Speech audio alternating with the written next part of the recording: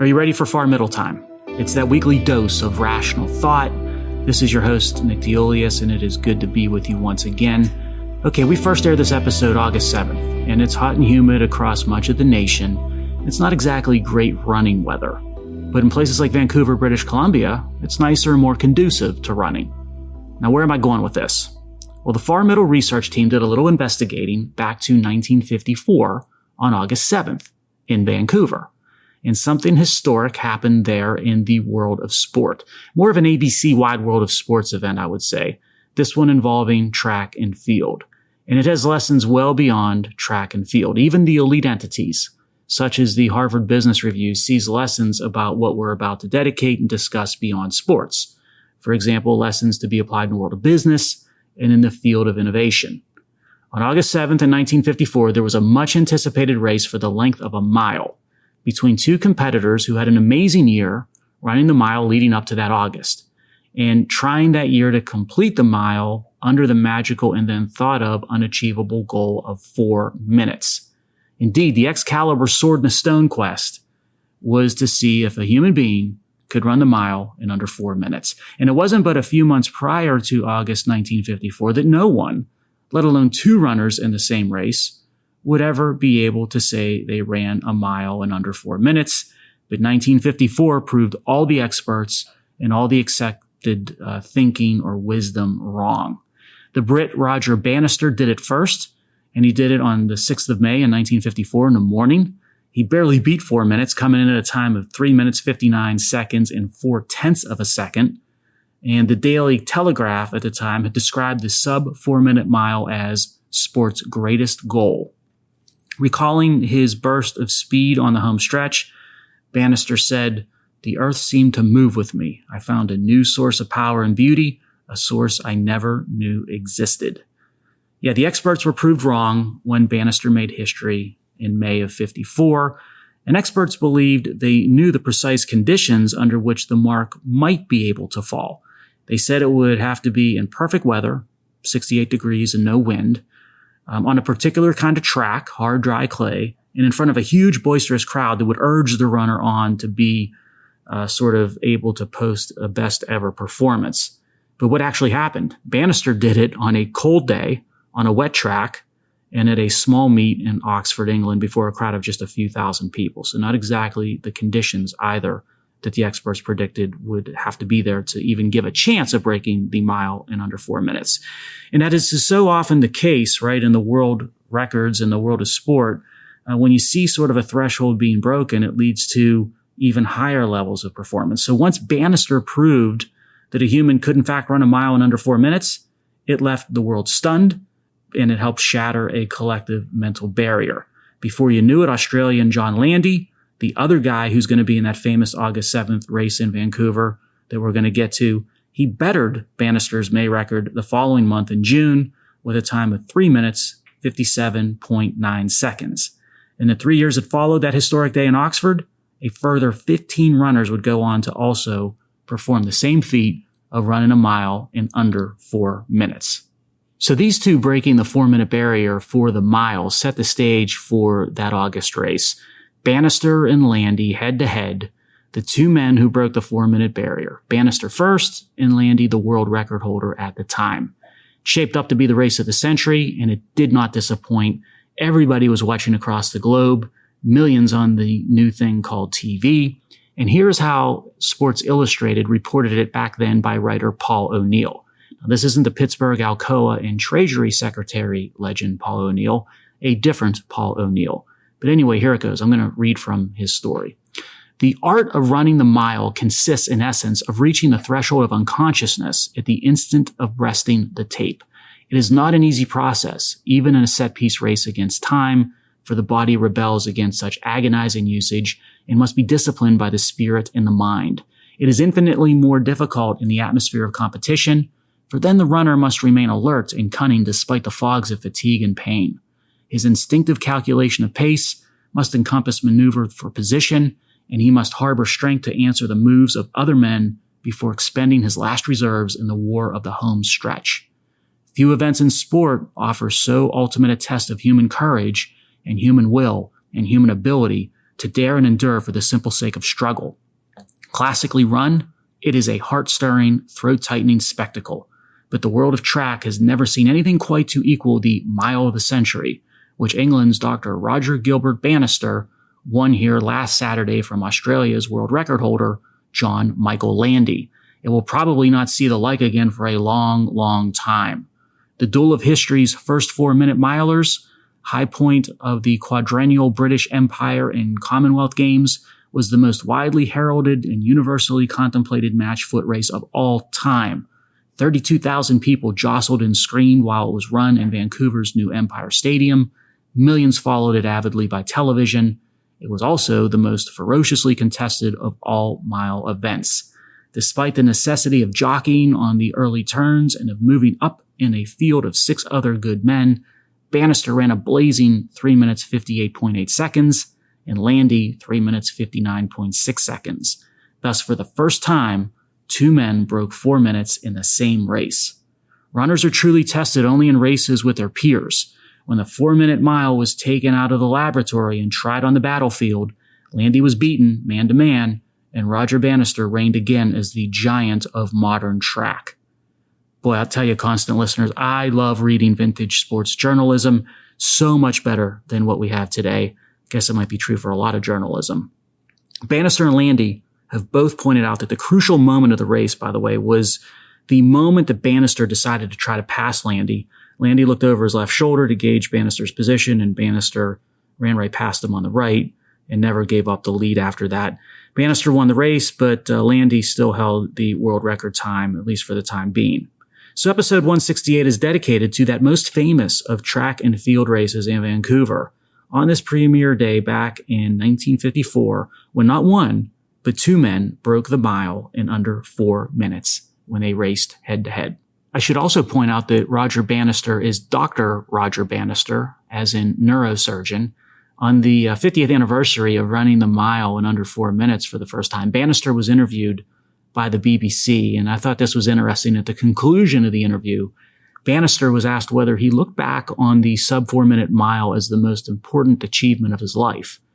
And Bannister replied that he instead saw his subsequent 40 years of practicing medicine and some of the new procedures that he introduced as being more significant.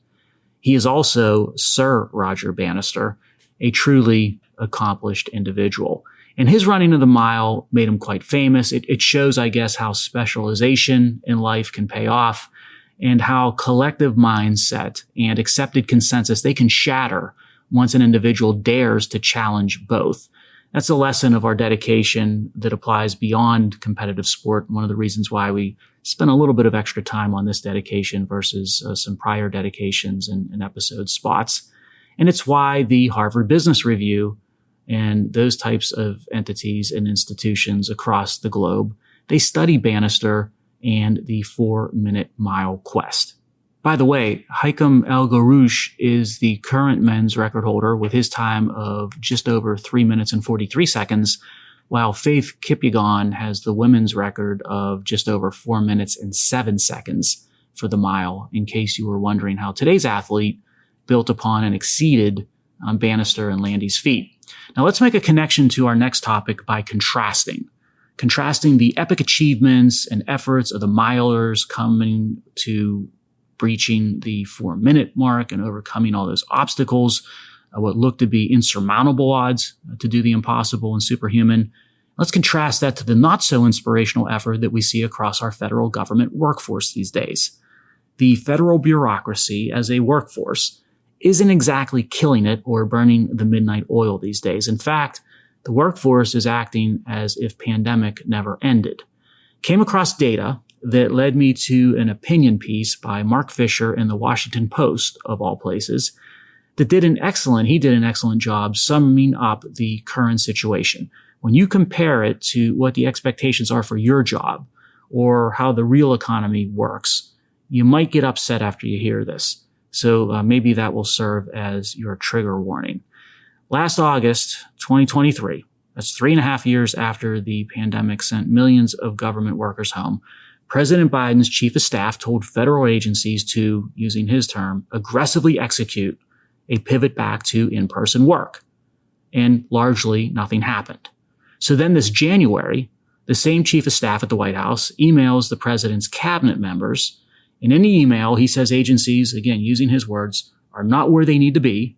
I ask that you double down on your leadership to increase in-person work. Well, that doubling down didn't seem to do much because everyone remained remote on their couches or not working at all. So then this April, in a speech, the same chief of staff says publicly that we don't yet have the return to work levels that we should have across the federal government. Guess what? That didn't make a bit of difference to the administrative state either. They aren't listening, and they don't care what the boss, including the president, instructs. And they certainly don't care about taxpayer return on investment with government. So a little perspective, because time flies and we lose track of how long we are talking about here. It has now been 4.5 years since COVID-19 altered the meaning and location of work for many Americans. Now, most people are back at their place of employment most of the time, but government workers remain largely at home, so much so that 17 out of 24 federal agencies were using only about 1/4 of their headquarters office space last summer. And that's from the Government Accountability Office in a report that they issued. That's killing government-heavy cities, especially, of course, good old Washington, D.C. It's killing businesses there, real estate, quality of life, and so on. And anyone can see it by wandering around D.C. on weekdays away from the tourist spots. You see shuttered storefronts along empty sidewalks, and it appears in many places to be a ghost town on Mondays and Fridays, and increasingly on Tuesdays and Thursdays. And that's why the president was urging workers to get back to work. But getting back to work messaging, it's not working, to play on words. And that's why the mayor of D.C. is asking and urging the White House to take decisive action, as the mayor put it, to get federal workers back to the office, or, as she says, realign their vast property holdings for use by local government, nonprofits, businesses, or anyone willing to repurpose space. Now that sounds like desperation, constant listeners, and the mayor should be getting desperate as the policies that she supported for so long, they're now wrecking her city. And DC is not alone with that regard. There are big bucks at stake, by the way, your money as well. So taxpayers, they shell out about $5 billion a year to lease offices for federal employees, add another $2 billion a year to operate those buildings. That's more than, I think, 500 million square feet of office space that the federal government owns. That's $7 billion a year between those two numbers. And just under half of all workers, public and private sectors combined, now show up to their Washington, D.C. offices, and that's down somewhat from before the pandemic. So it wasn't like D.C. workers and government were showing up at the office every day before pandemic, but now it's even worse. And the unaccountable have become even less accountable. The numbers for public employees will shock you. Only 6% of federal workers are working full-time in their offices. 30% are fully remote. Some agencies are using less than 10% of their space. This is insane, and it has become ingrained culture within the federal government workforce. And the bureaucrat seems to love it, and they aren't budging. And they will self-delude to justify the slacking. An Office of Personnel Management report found that 84% of employees and managers within the federal government believe staying home improves the quality of their work. Yeah, right. Public sector unions, those inherently conflicted institutions, they are a big reason why federal government workers don't get off their couches anymore to go to work. Quote, people are coming back to the office more days, but to say the least, it is not very practical or popular.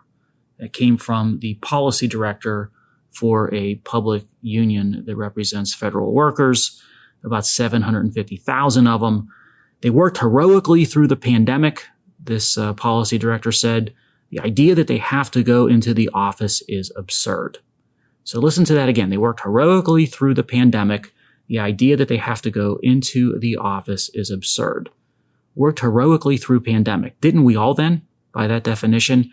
And what is it now called, since it's 4.5 years after pandemic, and everyone in the private sector that pays the federal bureaucracy's wages are back to in-person work?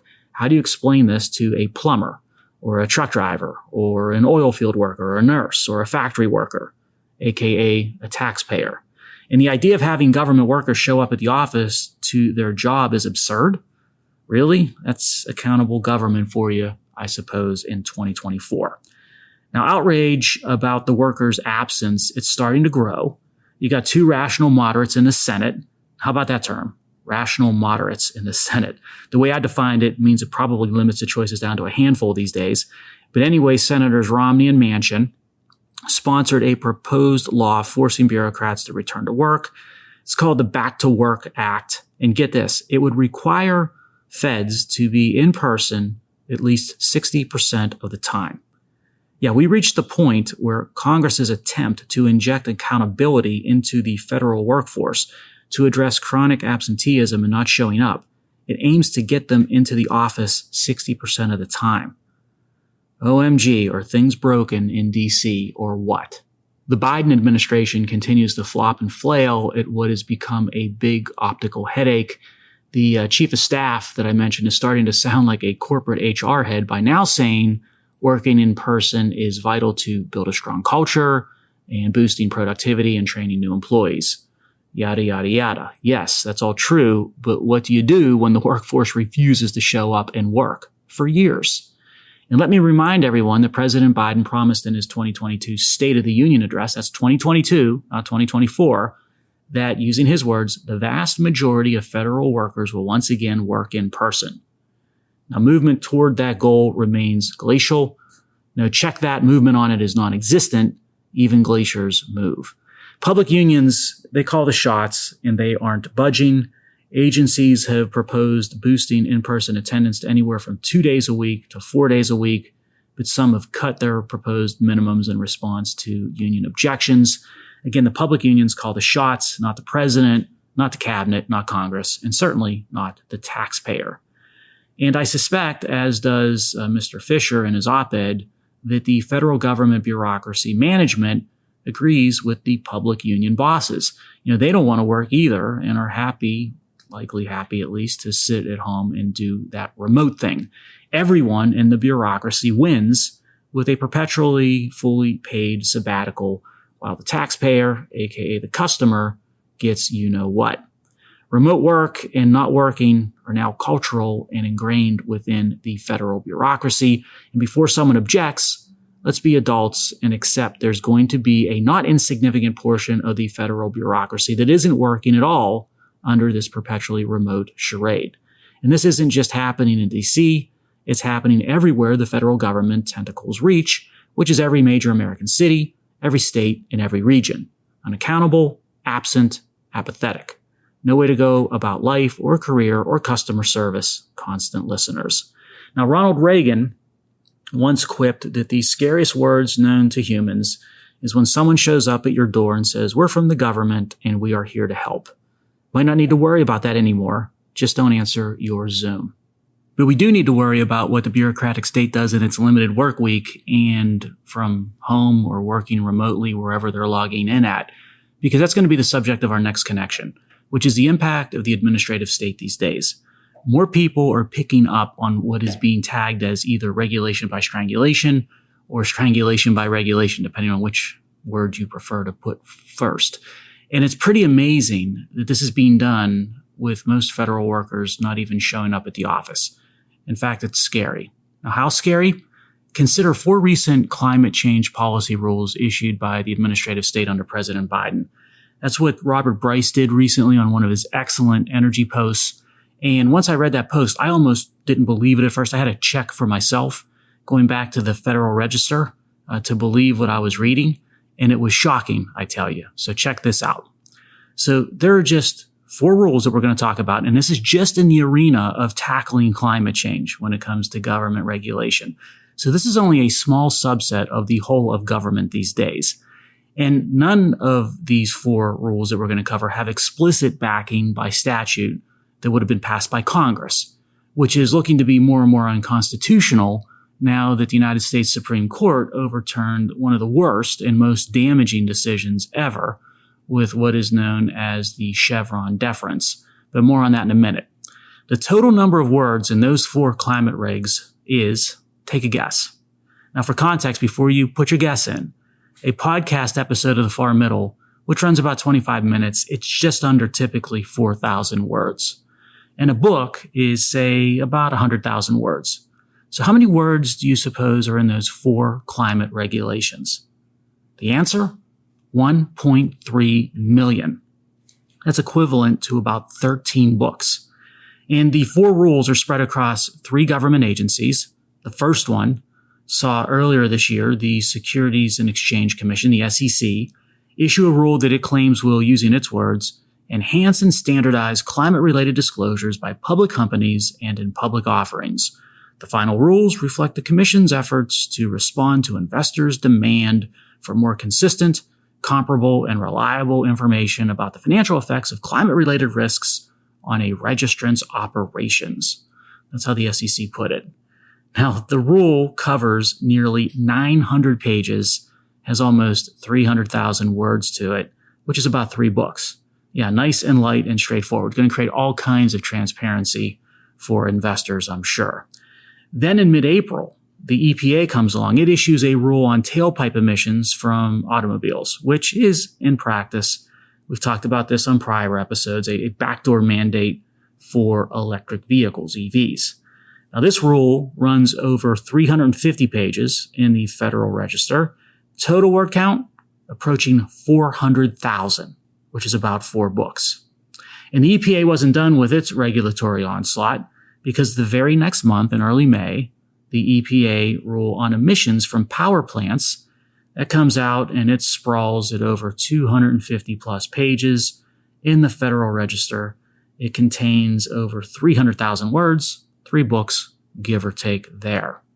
Then about a week or so later, the FERC, which is the Federal Energy Regulatory Commission, it wanted to get in on the fun, and so FERC published a rule about high voltage transmission lines that weaves together the power grid and lets the power grid work. The FERC rule, 1,300 plus pages, contains about 350,000 words. That's almost or about 4 more books, just shy of 4 more books. So here's a question for you to ponder. 1.3 million words for 4 rules within less than 6 months. And you add to that all the other rules and regs, whether in the arena of climate change policies or beyond, and ask how a business, a person, or an entity can comply with the law. Heck, how can one even know what the law says when it's this voluminous and complex? We've moved beyond absurd, but this is the environment the real economy has to operate in, and I don't think that's going to bode well for America.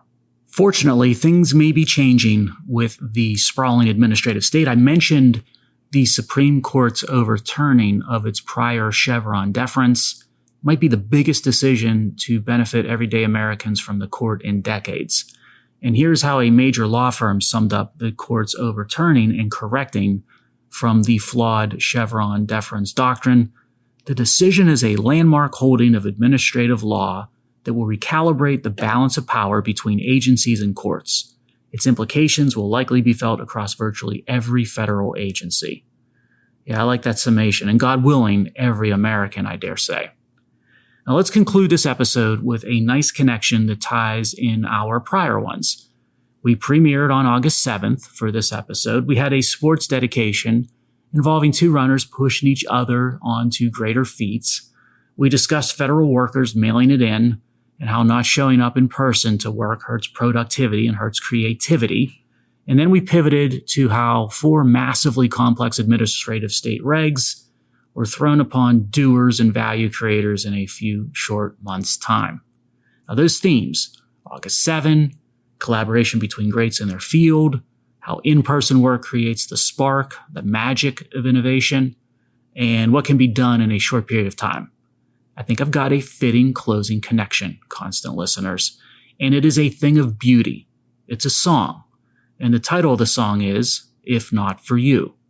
Now, there are 3 popular versions from a short period of time, 1970 to 1971, each version special in its own right. The first and original version is from the legend who wrote the song, Bob Dylan, and it's from his October 1970 album, New Morning.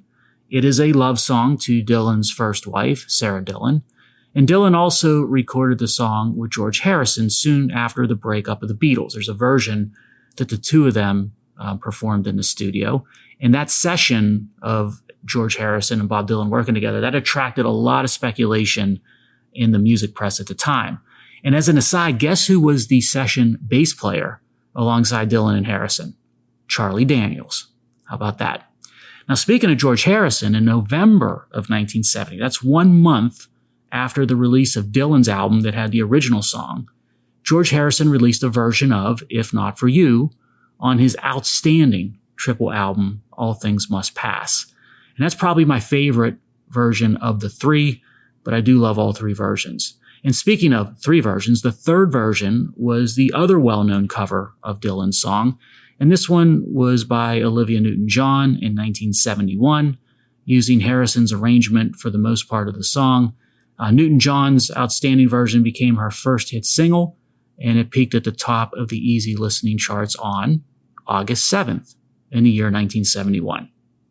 So there you have it, greats pushing greats to the next level, like Bannister and Landy running the mile, August 7th timing with Newton-John topping the charts, in-studio magic between Dylan and George Harrison that you won't get by Zoom or from your couch, and three beautiful versions in less than a year, a pace matching the not-so-beautiful administrative state's voracious appetite to appropriate the value of others with regulations.